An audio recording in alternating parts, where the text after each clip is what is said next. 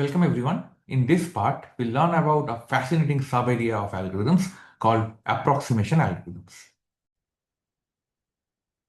In practice, we have to deal with NP-hard problems. And for NP-hard problems, we cannot achieve all three that we need. So normally for a problem, we need that we want to find that the optimal solution for the problem. We want the algorithm to be quick or efficient, less in polynomial time, and we should have a worst case guarantee. It should work always. But then it is too good to be true for NP-hard problems unless P equal to NP. So what are the possible approaches? One option is, of course, you can take exponential time algorithm, but then there is some theory, but it's very slow. 2 to the power n is not something you can do. So you can achieve 1 and 3, but not 2. Or you can have some heuristics, which is fast and easy. Then it is fast, only second will be true, but there is no guarantee and there is no theory. And the third one, which is the most interesting one, is approximation algorithms, where we have reached theory and there is good lower bound. We achieve 2 and 3. It's efficient and it works for all instances. And we achieve near optimal solution instead of optimal solution. So even if it is NP hard, we can still have approximation algorithm to handle the problem. And apart from approximation algorithm, there are several other approaches, but this is probably the most popular approach to handle NP hard problems. Now for these problems, we'll talk about the running time. And there are two types of data, as we saw in the last video as well. One is, let's say, the number of objects like sets or graph, vertices, edges, etc. And there are numeric data, which is, let's say, B is the maximum such data, numeric data.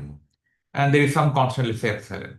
Now we'll talk about exponential running time, where it's exponential in terms of n or log of b, which is if the b is a numeric data, then it will take log b bits to represent the data. So 2 to the power n, nb, 2 to the power n times b, these are all exponential time.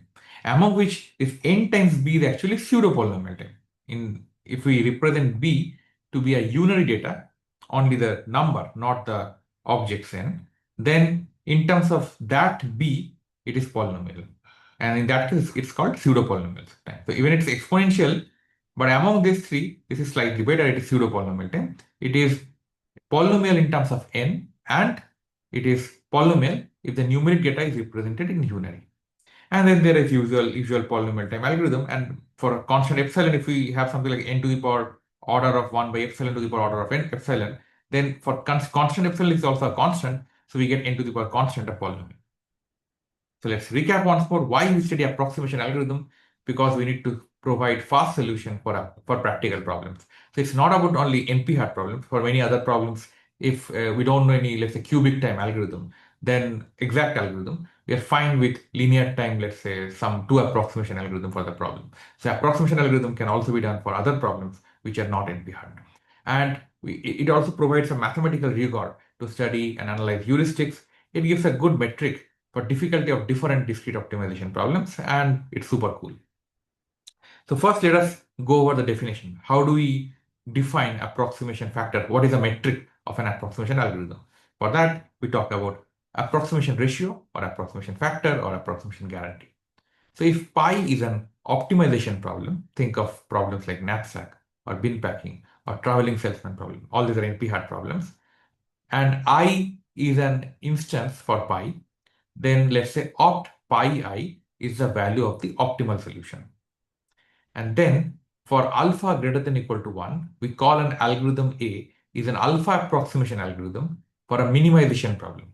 For example, bin packing is a minimization problem, or maybe spanning tree is a minimization problem. Though for spanning tree, we have exact algorithm which is quite fast, but for other problems, maybe all pair shortest path. N cube time, we'll see an algorithm. But maybe we want a linear time algorithm or some with a better approximation factor. So even that case, so it's a minimization problem. So alpha approximation for a minimization problem by if AI, which is AI is the value of the solution that the algorithm A returns for input instance I, is at most alpha times opt pi I. That is, for instance I, whatever the optimal value is, that is opt pi I, it's within alpha factor of that. And for all instances, this is important. Third property we mentioned, that it should work for all instances and it should be fast, so that it doesn't talk about runtime right now, but we want it to be something efficient depending on our need. and alpha is a near optimality. So it is just saying for a minimization problem, optimal value is the minimum value. So opt is always less than AI, but then AI is not too far. It's sandwiched between opti and alpha times opti. And typically we'll see the values of alpha to be 1.001 or 2 or constant. For some problems log n, even that is fine for some examples. And usually we'll omit pi and I, and we'll only talk about opt when you talk about opt pi I. And then there are maximization problems like Knapsack, which we saw last time. There, we'll use definition slightly different. AI is greater than or equal to 1 by alpha times opt pi I. For maximization problem, opt is the maximum one. So opt is always more than AI. But what we are saying is AI is not too far from opt. So it's sandwiched between opt and 1 by alpha times opt. Now, there are some conventions where people also use this alpha if in front of opt. Similarly, you want to put alpha in front of opt for maximization problem. But in those cases, alpha becomes less than 1. That's another convention. But in my case, I am using this to be the definition. So instead of alpha here like this, I'm using 1 by alpha here. So it's making sure alpha in both the cases are more than 1. Now, it's very surprising that though NP-complete problems are decision versions are equivalent, if we solve one, you solve all.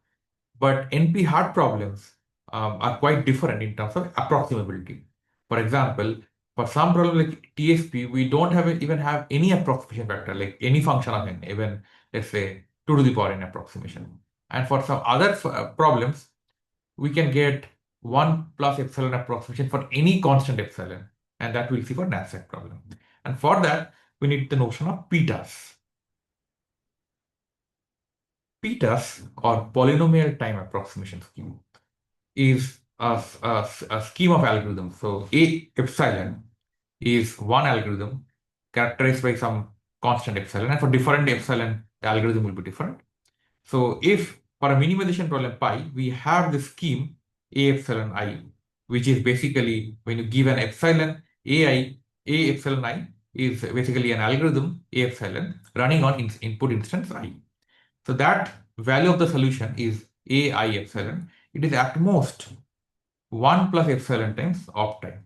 So it's a minimization problem. So opt is anyway less than AI, but it is saying that it's sandwiched between opt and 1 plus epsilon opt. So think of epsilon to be 0.0001. Then it is within opt and 1.0001 opt. So almost like opt. And furthermore, this is just showing it's a very good approximation, almost nearly optimal. And I can play with this epsilon. I can make it as close to 0 as long as it's constant. But then if you make it very close to 0, the runtime will also increase, because at the end, if epsilon is 0, we know it's NP hard. So it cannot be solved in polynomial time. But what we are showing is for any fixed constant epsilon, the runtime is polynomial in terms of input size. So runtimes can be n by epsilon or 2 to the power 1 by epsilon n square log square b, etc. or this like this. So here for a fixed epsilon, you put it 0.001 or epsilon equal 10 to the power minus 50, whatever. This is constant, very small constant, but it's a constant. Then theoretically, n to the power this quantity is also a constant. So it's a polynomial time algorithm. But then it's kind of bad because these exponents are really large.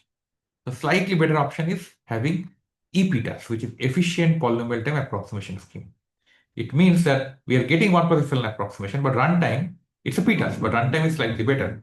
Now we have runtime to be function of 1 by epsilon times n to the power constant. And this constant is independent of 1 by epsilon. So the exponent of n is independent of 1 by epsilon, but the multiplicative factor can still be function of 1 by epsilon. So it could be 2 to the power 1 by epsilon times n to the power 1000, which is fine. But even still, this is bad because this 1 by epsilon is still appearing in the exponent. So function of 1 by epsilon is quite bad in that way. So next one, which is the best one we can hope for, is called FPTAS, and or fully polynomial time approximation scheme. Here the runtime is polynomial in both n and 1 by epsilon. So typically like n cubed by epsilon square. So it's both polynomial in n as well as epsilon. So much better compared to, let's say, this kind of a quantity.